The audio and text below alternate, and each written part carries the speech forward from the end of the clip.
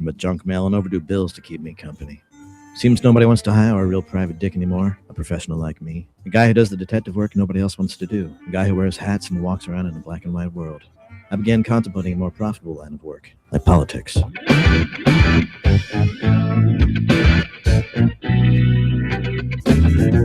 are the show you want to know. It's time to talk to you. All right, folks. Good morning. Good morning. Welcome to the Thursday edition of the Joe Mangiacotti Show here on AM 830 WCRN. Let's do some housekeeping. You can join the conversation over the next hour at 508-871-7000. That's 508-871-7000. And our text line, that's up and running. So you can text the show just like you would text anyone else. Simple at 617-297-8388.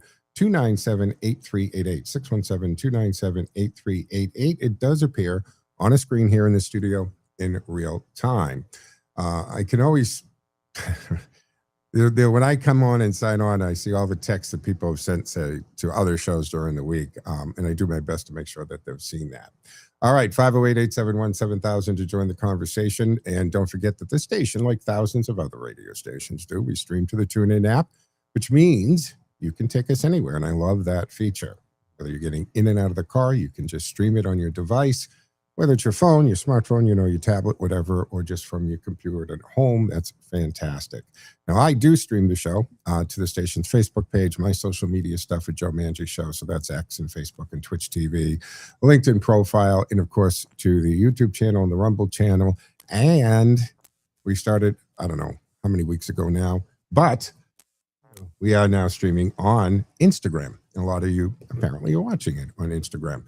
Today is behind the glass flying the board back at HQ. So when you call 508-871-7000, he will get you set up and into the studio for two-way talk and conversation. So it's always a debate. What do we cover each time? I do want to talk today a little bit about Todd Blanche Attorney General nomination and, of course, a lot on, because this has been interesting, the Jay Clayton hearing. And actually later in the second half of the show, after 11:30 break, Frontiers of Freedom Institute President George Landrith will join me. George, and I know you've known him, he's filled in for me, you hear him on the weekly report. He's a Washington guy, conservative Washington guy, but he spends his days on the Hill or in DC somewhere at luncheons and congressional breakfasts and meetings on the Hill all the time. So he has a very unique perspective into the hearings. He has a unique perspective as to what's being said among the Washington people. So I said, hey, you want to jump on? Because I really want to talk about Clayton a bit here. This is Jay Clayton's, because he's going for confirmation of DNI. And I think the intelligence role has changed. And yes, Trump has changed the way the intelligence agencies work and how they interact with the Washington elite.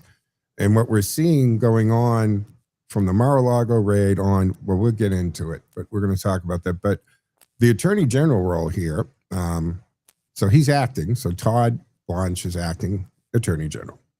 He's seeking the Senate confirmation, of course, to hold that office permanently. And the Judiciary Committee held its nomination hearing yesterday. It continues today. The official committee page hasn't posted a committee vote or reported a nomination to the full Senate yet.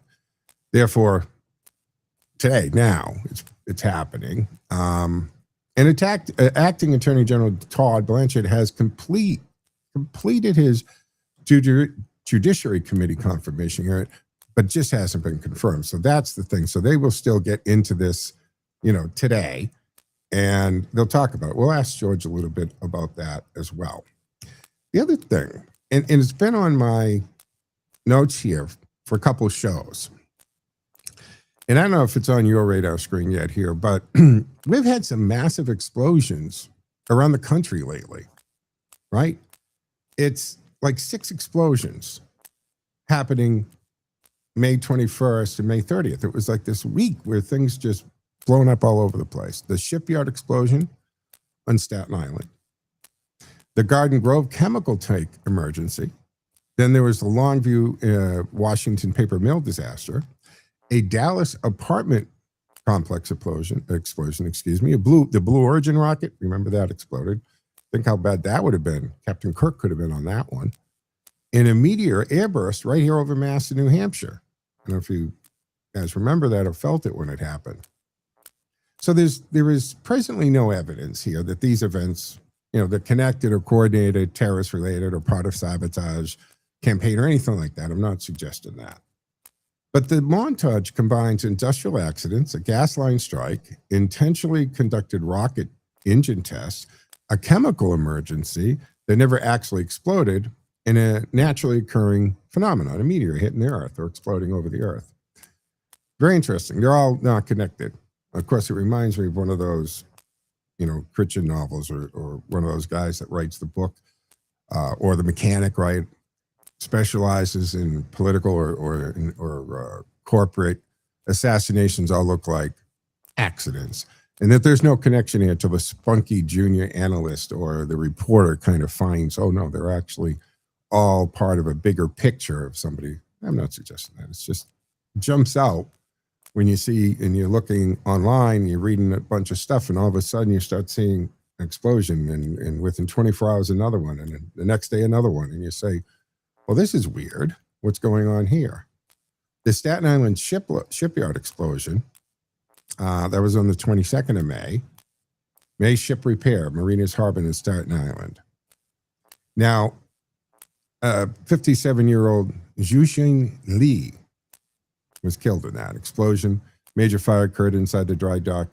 It's a dry dock. That's where it's a garage for ships, where you put your ship for everything from mechanical repairs or repairing the hull or scraping the hull and all that. 36 people injured there, most of them firefighters and emergency personnel. And the FDNY ultimately classified the explosion as accidental. So investigations determined that vapors from flammable industrial paint accumulated in a confined space and it ignited it. The Garden Grove chemical tank emergency happened between the 21st and the 26th of May. GKN Aerospace, Garden Grove, California. Now this tank, it contained approximately 6,000 to 7,000 gallons of methyl methacrylate, or MMA. Started to overheat. And that's a very flammable chemical. It's used in plastics and industrial manufacturing. So, of course, heat, rising temperatures, pressures created, fears of runaway chemical reaction, potentially catastrophic explosion. So about 40 to 50,000 people were ordered to evacuate at the peak of the emergency. And there was a crack in the tank that allowed the pressure to vent. And the temperature, because of that, fell, and authorities concluded that the immediate explosion risk has passed, but it could have happened, and it was a bad situation. A Longview paper mill tank, right? Dynawave Packaging, Longview, Washington. Massive industrial tank, they're known as Tank G, it collapsed or it imploded. 11 workers were killed in that, with several others seriously injured. Now, the tank is designed to hold under 1 million gallons, about 900,000 gallons. It contained white liquor. That's a highly caustic solution involving sodium hydroxy, and sodium sulfide. Now that's used in paper production. So, of course, the Chemical Safety Hazard Investigating Board opened a formal investigation. Nothing's been determined, but another interesting situation. And it is a case to watch. Of the 6 incidents at Longview, most warrants a sustained investigation because there was deferred maintenance, inspection records, pressure relief systems failed, early warning signals, worker safety procedures, and whether regulators or management missed a very preventable hazard there. And then there was the Dallas apartment explosion. The Clyde apartment building in Oak Cliff, Dallas. Natural gas explosion. The fire destroyed part of the apartment building. 3 people lost their lives in that one, including a child. And 6 others were injured. So these are tragic things. And of course, the Blue Origin rocket explosion. Cape Canaveral. It's funny you say Cape Canaveral. Because isn't Cape Canaveral, right? It was Kennedy and Space Center and then Cape Canaveral. Media is referring to it as Cape Canaveral now. Surprise hasn't been changed to Donald Trump Space Center, but it's still early, right? So the Cape Canaveral Space Force Station in Florida, the New Glenn rocket exploded during an integrated hot fire ground test. No persons were killed. And the rocket was destroyed and launch infrastructure sustained some damage. Elon Musk has talked about this because we would watch all kinds of SpaceX stuff blow up on the pad, blow up after taking off, and it would be whatever it was, $1 billion when this happens. And Musk, like a true visionary Nikola Tesla type of thing, said, "Well, that's great. It's like Edison and the light bulb. You got to fail X thousands of times before you get it. And every time something like that happened, it brought a default to their attention, and they were able to engineer their fix on it and so forth. So even when engineers, right, deal with these self-driving cars, Wayu or whatever it is. And I remember a year or so ago, because we mentioned it on the show, that one of these cars, I think it was in San Francisco, hit a bus. It was an emerging situation. Hit the bus. Nobody was seriously hurt or anything of that nature. But the Wayu company and the engineers, they were excited little nerds about it because the data that they were able to collect and how they were able to look at that bus crash with their intelligent car, self-driven car, allowed them to see an error in design, patch it, fix it, so it would not happen again. So you have to sometimes do that with life, right? You got to look at setbacks and failures as an opportunity to reset and fix something, whether it's behavior, engineering, or whatever the case may be. So is something coordinated happening? All the evidence says no, and I'm not suggesting that. I'm just find it interesting. You see patterns sometimes when you're looking at stuff. So Staten Island, accidental ignition of paint vapors. Garden Grove, overheated chemical tank. Explosion, avoided. Longview, industrial tank failure. Cause under investigation. Dallas, gas line damage during drilling. Blue Origin, rocket failure during engine testing. New England, we had a really cool meteor airburst over New England. Not planned. We can't control it. Just another explosion that was happening. So there's some things on this. Now, social media took 6 completely different events, removed the dates and context, and added ominous music and manufactured the appearance of a national pattern. And I'm here to say there isn't. They're all individually things that happen just in a very short, in a week span that we have all this stuff happen, and it's interesting. All right, folks, you're listening to the Joe Mangiacotti Show here on AM 830, WCRN. And, of course, as I said before, we are always streaming my show on multiple platforms. And don't forget that when I get off the air, the show is slightly edited, the audio, and then distributed through all the podcast platforms. And you can subscribe on Spotify, Podbean, iHeartRadio, any of those places. You can do that.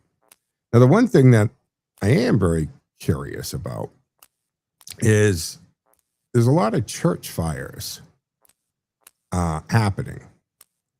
And that, I am thinking, what's going on there? And we can look at, there's at least 6 Christian houses of worship have been targeted by arson or attempted arson this year. In New York and Louisiana, Missouri. That includes a historic Dutch Reformed church destroyed in Brooklyn, a Baptist church in a Jehovah's Witness Kingdom Hall, firebombed in Queens, a Catholic church destroyed in Louisiana, and 2 Missouri churches attacked. But we also have to be precise here. The motives differ. Several remain unknown, and investigators have not announced evidence of one coordinated national campaign again.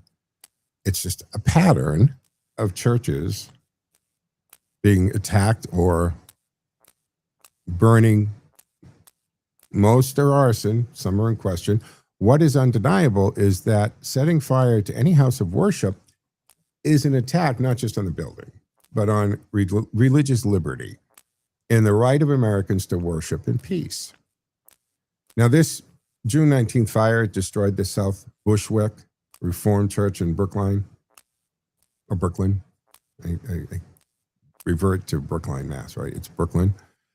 Has now officially been classified as intentionally set and is being investigated as arson.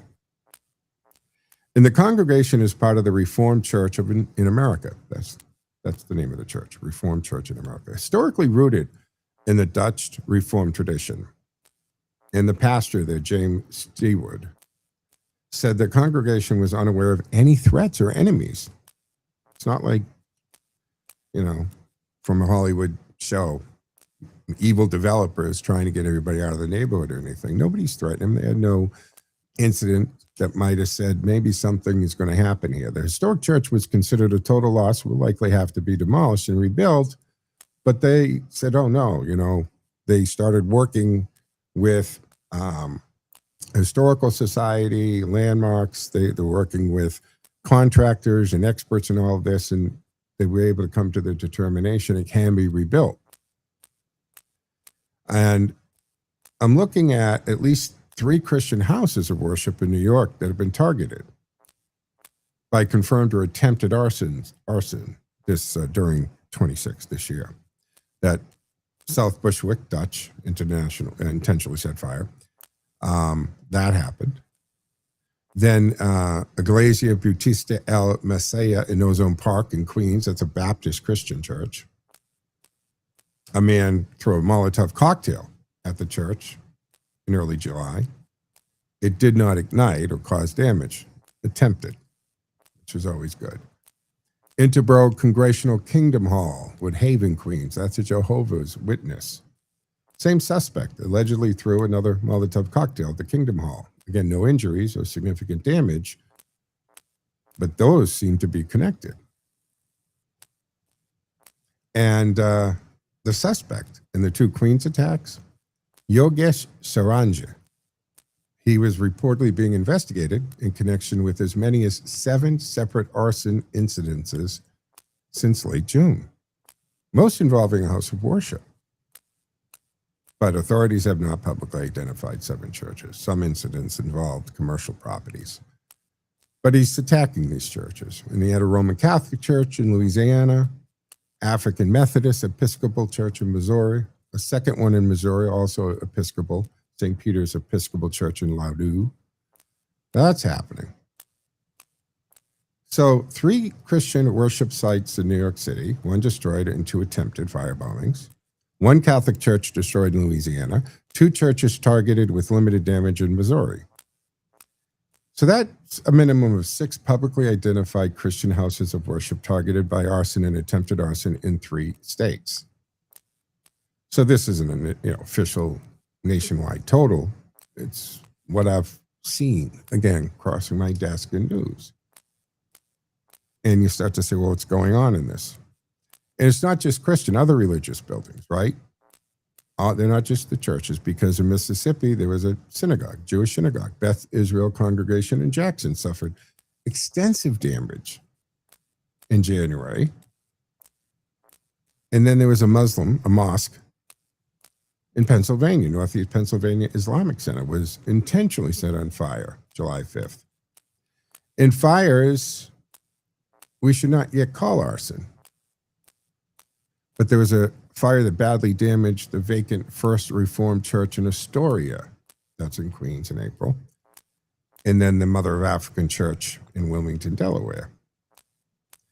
And a fire was also at the San Francisco Central Seventh-day Adventist Church. That was construction work inside the building.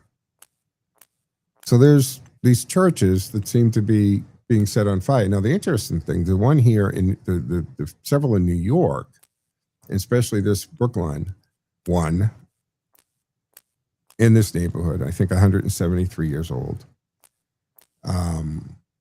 First, it was going to be demolished. And then they said, no, actually, we have the means and we're GoFundMe page and so forth. So the Astoria Church was calculated, but not confirmed, as arson, right? 138, that's not 78, I don't know where that came from. 138-year-old building burned And the city deemed it structurally dangerous. So the preservation efforts were kicked in. And they got a kind of a stay on this because there was so much backlash to this. And what's interesting, because if online and what's going on there, is because Mandami's director of buildings, DOB, he's Muslim, and he was very quick to demolish these non-Muslim church. So he's getting a lot of criticism for that. And across the churches, the one I'm talking about in Brooklyn is a 173-year-old landmark, right? South Bushwick Reformed Church, burned in a massive fire back in June 19th. It's just not even a month ago. Well, basically a month ago. Flames tore through the place, right? The steeple collapsed. It was a total loss for the building. It stood since 1853. It served many generations of New Yorkers and roots going back to the Dutch settlers. So it is being investigated. This is arson. The congregation stepped up immediately. They launched the GoFundMe page, worked with engineers who said parts of the structure could be saved, hired attorneys, and pleaded with the city to hold off on demolition. Well, they explored preservation and rebuilding options. This was a landmark Protestant church, a piece of Brooklyn history, and a house of worship for Christians. What happened? The New York City Department of Buildings, under Commissioner Ahmad Tajini, a practicing Muslim appointed by Mandami, he moved forward with full demolition. The church gets the bill for tearing it down, by the way. And landmark protections, they vanish. So that would open the door for developers. In efforts to save even part of it have been denied. So this is drawing serious criticism. Rightly so, I think. Look, I'm a law and order guy, safety first, buildings can't be left in dangerous condition, but let's apply some logic here, some detective work here, and common sense. This isn't just any building, it's a church attacked by a suspected arson. In response from City Hall seems to be tear it down and send the faithful the invoice on that, by the way, instead of partnering with them to rebuild it. So why the rush to demolish it when the congregation was actively working on preservation plans? Would this same speed of finality apply if it were a mosque damaged by fire? Would Mandami and Commissioner Tajini move so quickly to erase Muslim house of worship, then build a community for it and clear the way for development? Or would there be every accommodation, every grant, every delay to honor faith and history? We've seen multiple church fires in New York City this year. Is it a pattern? Is it a coincidence? In each case, a non-Muslim house of worship getting the short end while equal protection under the law is supposed to be blind. And this isn't about one man's faith, it's about just the equal treatment. The Constitution doesn't have a religious test for city officials at all, but it does demand the government not show favoritism or hostility toward any faith. Rule of law means the same standards apply to everyone, whether it's a Catholic parish or Protestant church, a synagogue, or a mosque. If arsonists are torching houses of worship, the city's job is to investigate aggressively, protect the innocent, facilitate the recovery, not accelerate the erasure of it. So, my friends, New York has a proud history of religious liberty. We've got to ask, is that history being respected? Or is it being bulldozed or for political, ideological reasons? The people in the pews at South Bushwick deserve better here. Every faith community does. This isn't compassion or safety. It's one tone-deaf governance that smells a little selective enforcement, if you ask me. So what do you think? Do you see a double standard here in your neighborhoods? This is why eternal vigilance is the price of liberty. We'll keep digging, but it doesn't, to me, pass the smell test. And the interesting thing is I'm watching a bunch of the stuff on social media and so forth, and then I come across the Italian American Civil Rights League I think that's the same one, isn't that was started by Colombo?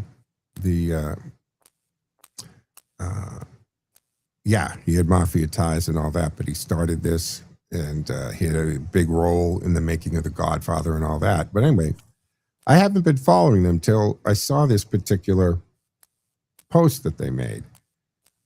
And they're on X under the IACRL, the Italian American Civil Rights League. And it has a picture of the steeple on fire in the church.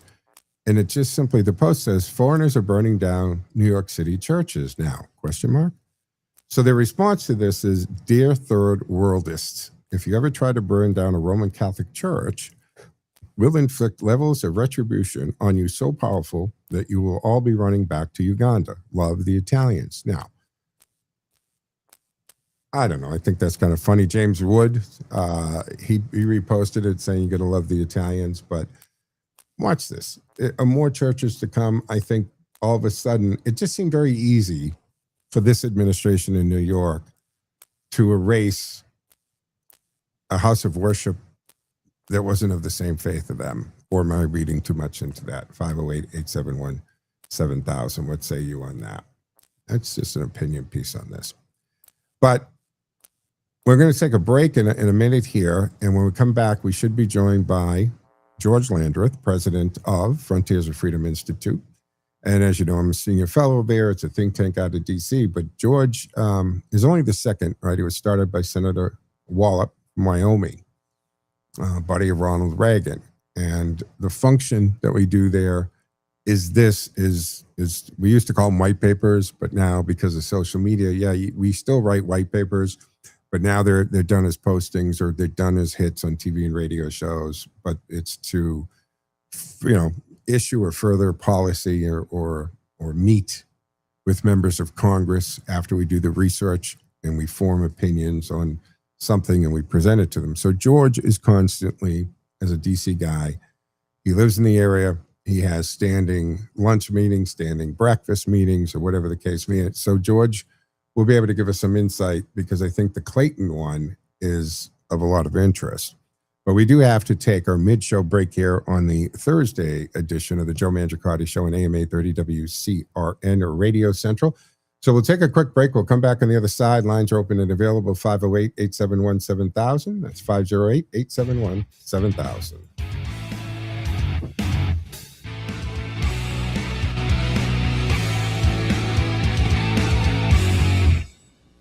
WCRN.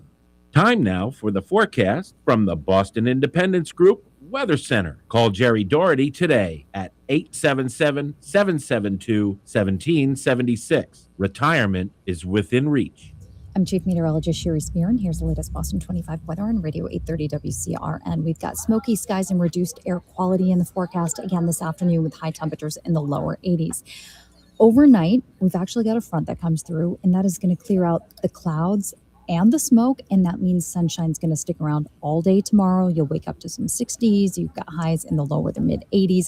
Tomorrow is going to be a much nicer day. I'm Chief Meteorologist Sherry Spear, and you can hear Boston 25 live for the morning drive weekdays on AM 830 WCRN.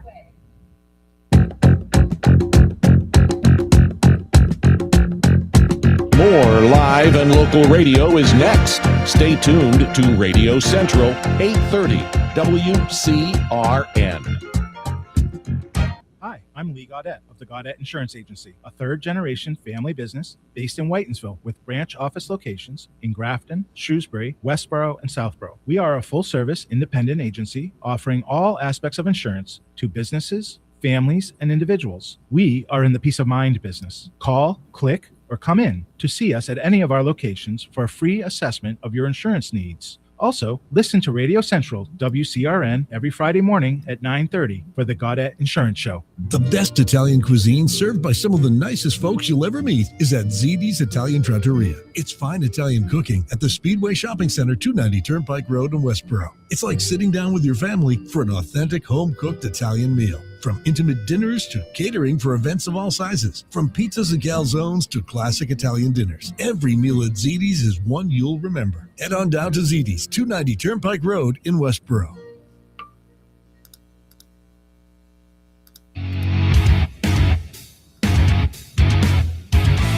All right, folks, welcome back here to the second half of the Thursday edition of the Joe Mangiacotti Show on AM 830 WCRN, 508-871-7000 to join the conversation. Lines are open and available today.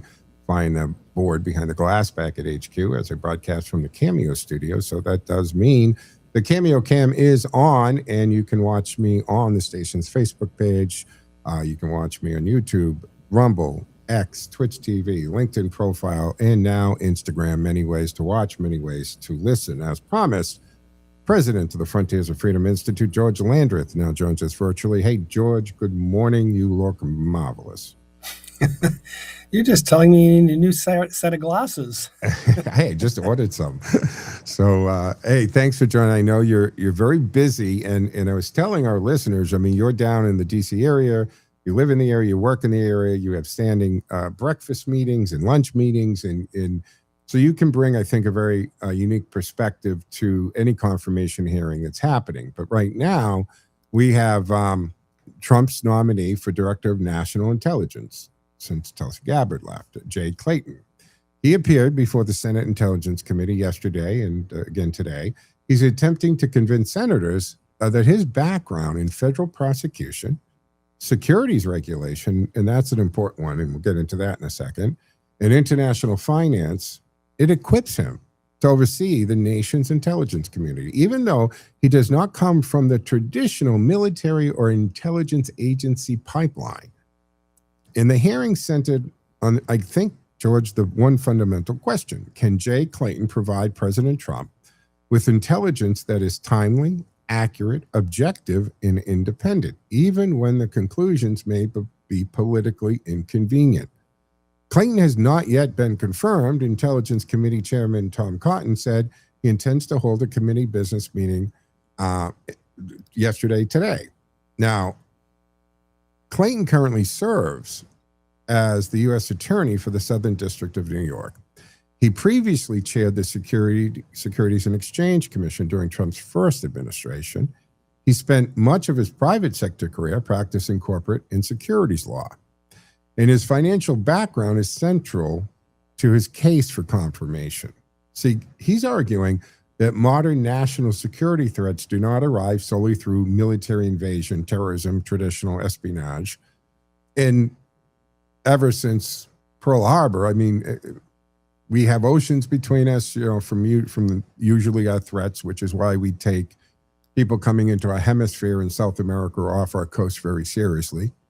But everybody pretty much knows a conventional attack on the United States never going to work out well for you. So he's pointing to the fact that it's financial networks and sanctions evasions, cryptocurrencies, strategic investments, supply chain control, advanced technology, even artificial intelligence, economic pressure by hostile governments. And the main thing about intelligence being reported to a president, it doesn't matter. When we talk about this stuff, George, I think we're going to take Trump out of it because people go nuts when they hear Trump. The president, as an intelligence agency, you're not supposed to, and tell me if I'm getting this wrong, and I mean, my exposure to security has always been corporate and private, but the intelligence agencies do not make decisions. They're supposed to provide unbiased, cold, hard intelligence. And those that we've elected to be our governing bodies, they do what they do with that information. So let's get your perspective on Clayton. I'd like to ask you first, is he a good man for the job? And then we'll talk about how he's a little different than your traditional nominee. That sounds good. You made a lot of good points, but I think he brings a strong legal and prosecutorial background to this thing because he was, as the U.S. Attorney in New York City, he has aggressively prosecuted national security threats, including terrorists, international cartels, money laundering, and trafficking cases. And also, as you mentioned, he was also he led the SEC, which gave him extensive experience in financial regulation, enforcement, and also managing a large or complex federal agency. And so I think he has some good experience, even though you're right, he doesn't necessarily look like he's a military intelligence person, or didn't work for the CIA or something like that. But I think that he is he was just nominated back in June, so last month, and after Tulsi Gabbard resigned. And so I think it'll be interesting to see what happens. But I think the short-term acting DNI leader is he actually did lack deep intelligence experience, and I think Clayton is viewed as being more experienced and having the sorts of skills that you'd want to have at the DNI. So I think he'll be able to synthesize intelligence, advise the president, and oversee the operations across the intelligence community, because that's part of his job. He's not the chief. He's not actually a spy. He's in charge of the intelligence community to kind of supervise them and so forth. So I think, Republicans and some more bipartisan voices have praised him for his public and private sector leadership, his judgment, and his proven ability to tackle complex threats. But some people seem not to, like him, because they'll just, like you said, they hate the president so much they just want to use whatever grounds they can to oppose him. I think having a DNA person is important, because it's not really a political job. Right. It's a national security job. Right. So, and I think that, because didn't he serve, he was Trump's personal attorney at one time, was he not? Right. He had a background. He may be. I'm not sure about that. I'd have to double check. But I think that, I think that he was. Because before he was the local attorney and the prosecutor, he was just a well-respected attorney in general. Yeah, and I know that the Times, right? They've gone to court over some of Clayton's subpoenas, and that's coming out just over last night, because they're continuing today. Then the New York Times formally asked a federal judge to quash subpoenas signed by Clayton that would require 5 Times reporters to testify about confidential sources connected to reporting on security concerns involving the Qatar-provided Air Force One aircraft. Right now, that I don't know what's there, right? But remember, he switched. The Secret Service had Trump switch the Air Force One, go from the new Qatar, the red, white, and blue, very nice looking plane. I guess it's a beautiful plane. All of that. When it was gifted to the United States, and again, it's gifted to the United States, not to Donald Trump, which means Trump uses it only in the capacity as the sitting president, and then the next sitting president can use it if they'd like to, with the Secret Service. Now, a couple things. One is usually all the Air Force Ones are identical looking, right? Just like the helicopters, the take them to and from the White House to Andrews and all that, and they fly, infinity and A patterns and so forth. It's all for security. You can't identify which helicopter the president's actually in. And the same thing, you shouldn't be able at a glance tell which version of Air Force One Donald Trump's in. Obviously this one, because it's painted different. And we're supposed to have all the upgrades. Me personally, George, and you might know this stuff better because you talk to these guys, I don't think that plane has the same security levels that a plane that's built from scratch has. And what I'm saying is the normal Boeing 747s that become Air Force One, they're constructed with everything like mesh wiring, right? It's basically a flying Faraday cage. So you can't zap it with a high energy beam and affect the electronics in it. These are things I can't imagine. You'd have to almost disassemble that plane and reassemble it. So I never was confident that the Qatar plane was ever going to be up to our normal Air Force One standards, but it's a nice gesture and it can be used by secretary cabinets or whatever. But it was a last minute switch. And of course, the blogosphere, I think we used to call it, but you know what I mean, the social media went crazy with conspiracy theories and so forth. Do you think there was more to that that went on, or was it just because look, Trump is at the top. I mean, the absolute pinnacle of most wanted hit list for Iran, right? And a few other countries for that matter. Yeah. Do you think there was something more with that plane switch? Well, no, I think you're right. I think it's very hard to very quickly update a completed and fully built plane to have all the technologies that the Air Force One is, because like you said, when the Boeing builds an Air Force One, they don't just pull off a normal 747 and ship it to the White House. It's actually built from the ground up very differently, because not because of it has to fly better, but because it has to be able to deal with. Because when you and I are flying around the country, I don't think there's a lot of people who want to shoot the plane down necessarily. No, but unless they knew we were on it, States, but when you're the president of the United States, that can be much more dangerous. And it wouldn't just be this president. It could have been dangerous, for example, for Ronald Reagan or for Jimmy Carter or for any of them, because some people see it as just a way to.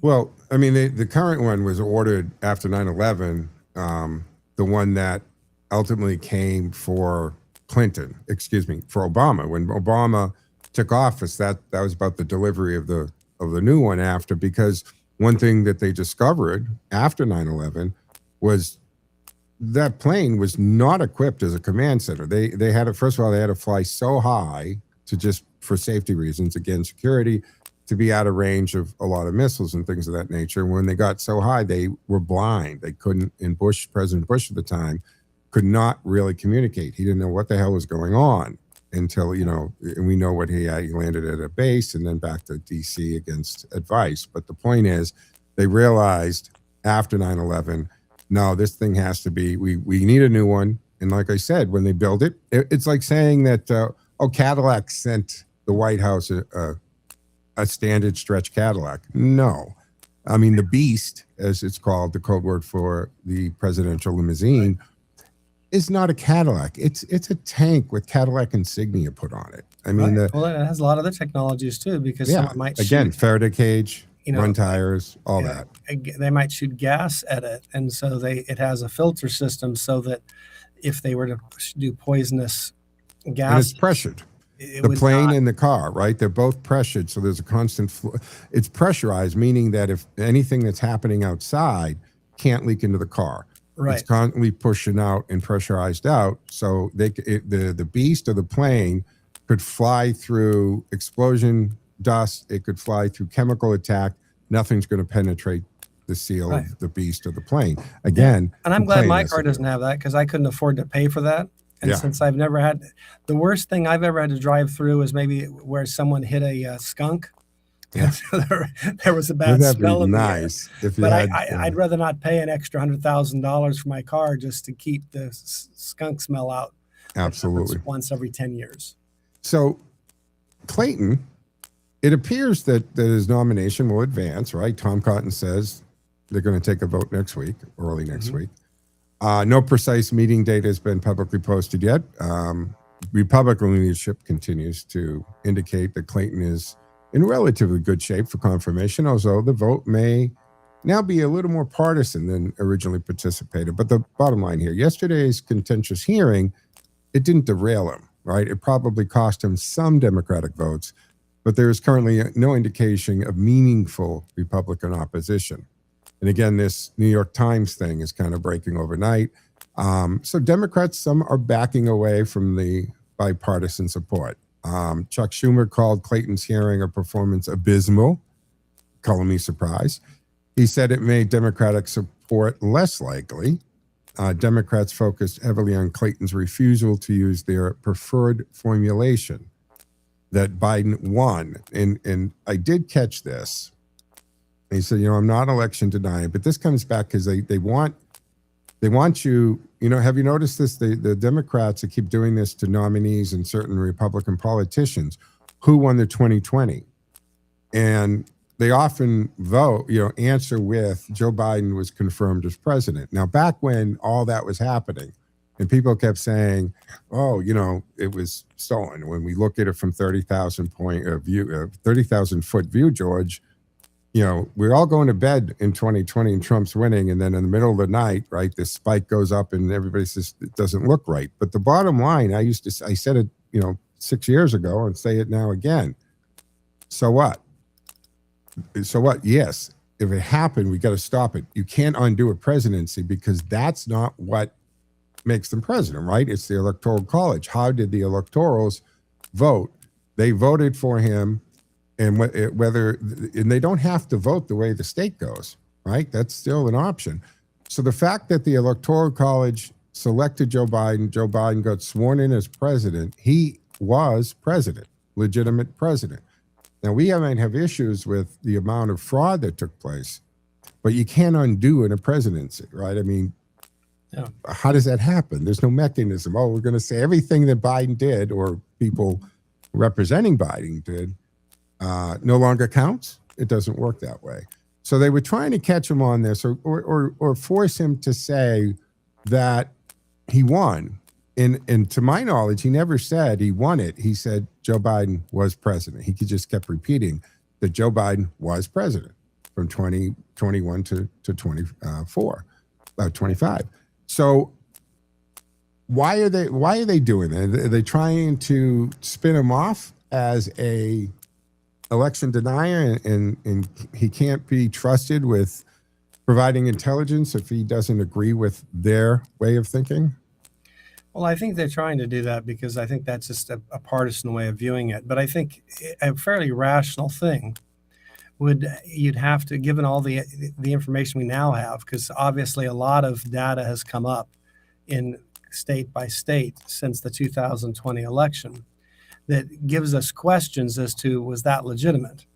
Now, obviously, even if we determine it wasn't legitimate, it doesn't change the fact that he was the president, because we can't go back in time. We don't have a time machine for us to go back. And if I did, I don't know if I'd use it on that. Yeah, exactly. There'd be a few other things. Yeah. Right.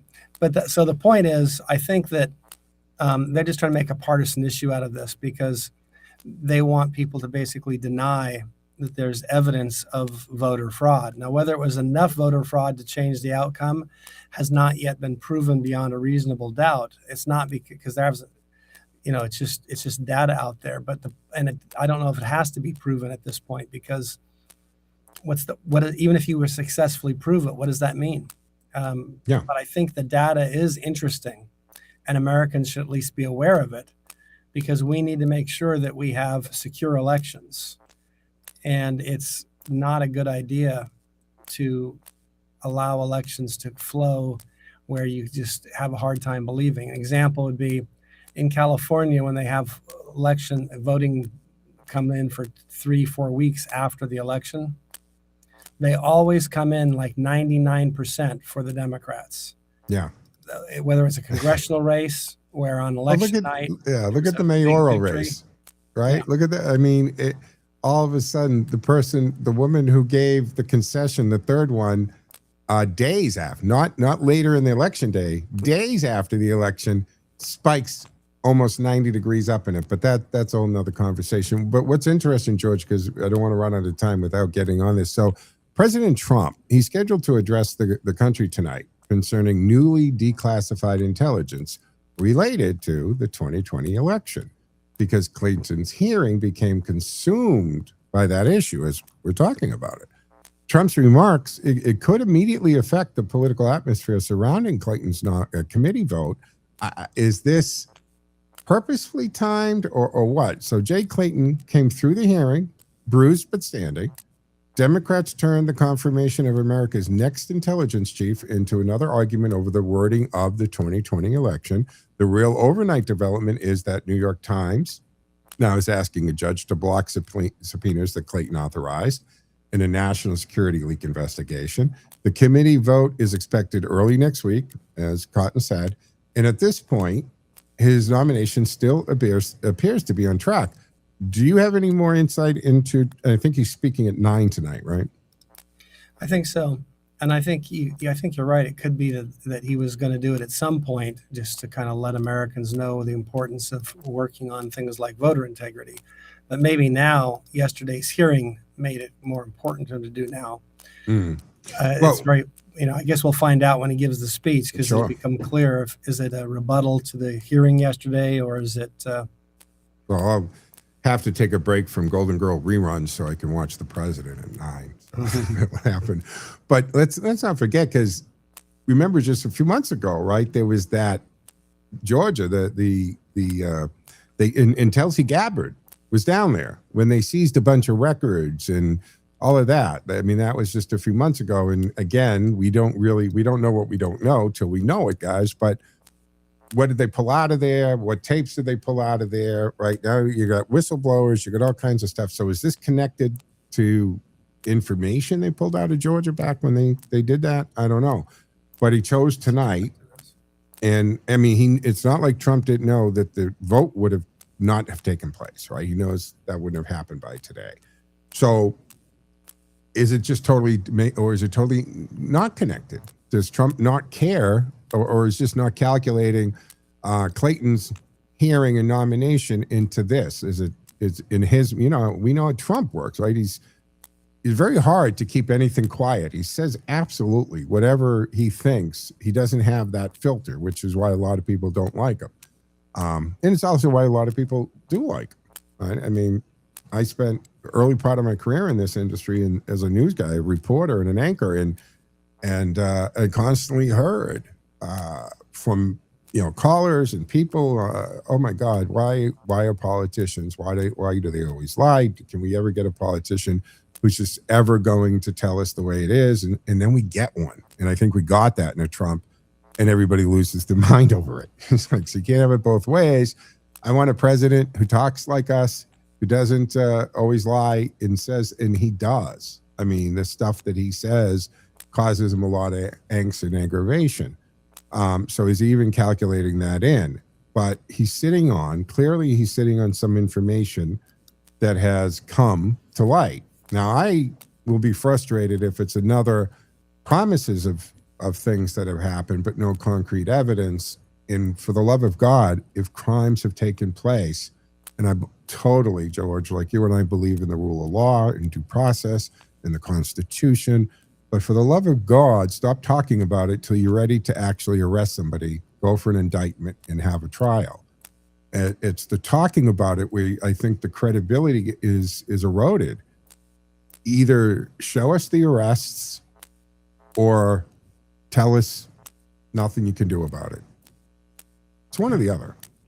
No, I think it makes sense. I'm not sure that tonight's speech is necessarily related to Mr. Clayton's hearing, just because I'm not sure it'll matter much. I mean, even if Donald Trump had absolute proof of voter fraud, I don't think the average Democrat who was asking about that is going to be motivated by what he has to say.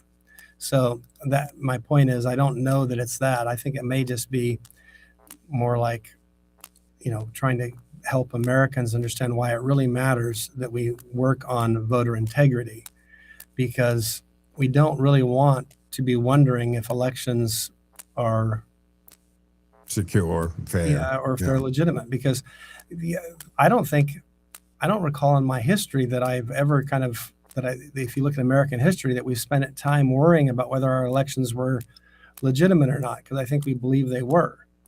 And maybe they weren't, and maybe we didn't know otherwise. But the bottom line is, it's becoming a big problem, and it's becoming a big issue, and we have to make sure we secure that. Because, like, who'd want to, for example, have their life savings in a bank that has money stolen from them all the time, and they don't seem to do anything to prevent it from being stolen? They just let it happen. Sure. You'd be like, I think that's not a good idea. And I think the same thing's true with a democratic society.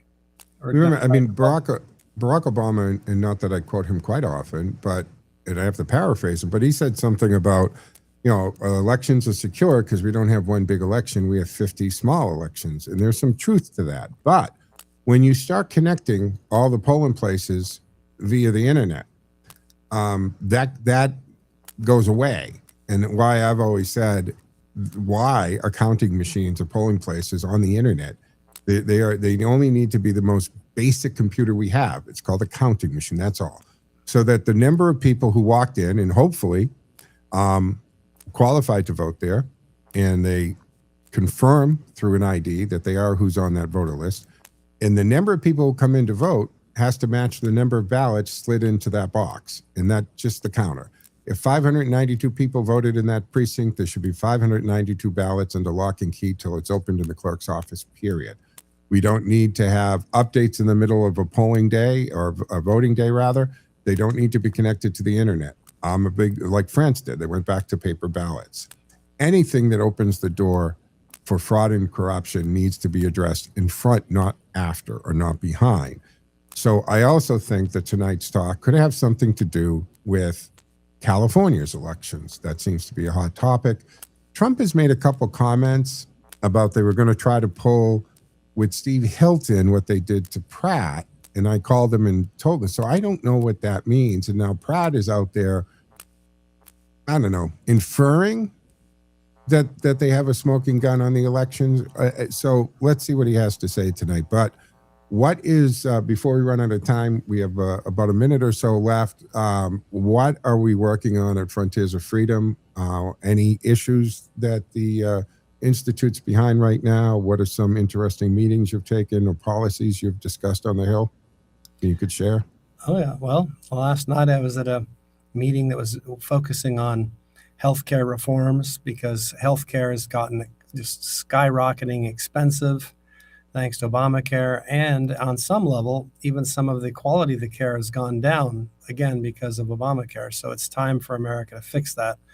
But we do a lot of also national security stuff and things that promote secure borders and, of course, reduction in taxes and regulatory regime that doesn't kind of shut down the economy, those sorts of things. Mm-hmm. Well, you can tell me anytime you need me to fly down there, George. I'll be happy to shoot down to D.C. again. I do love taking a trip. And I'd love to see, the last time I was there, the reflection pool was not what it is today, right? When I was there and Teddy was still alive and Silas, we went down there, and that it was actually, I was so heartbroken when I walked up to that pool and it looked disgusting. So the fact is, muddy pond. Exactly, it looks great. George, thank you for taking time out, joining us here on the Joe Mangiacotti Show Thursday edition. Of course, we'll see you back at the weekly report once that gets underway. That'll wrap up today's show, folks. Thank you for joining us. Joe out.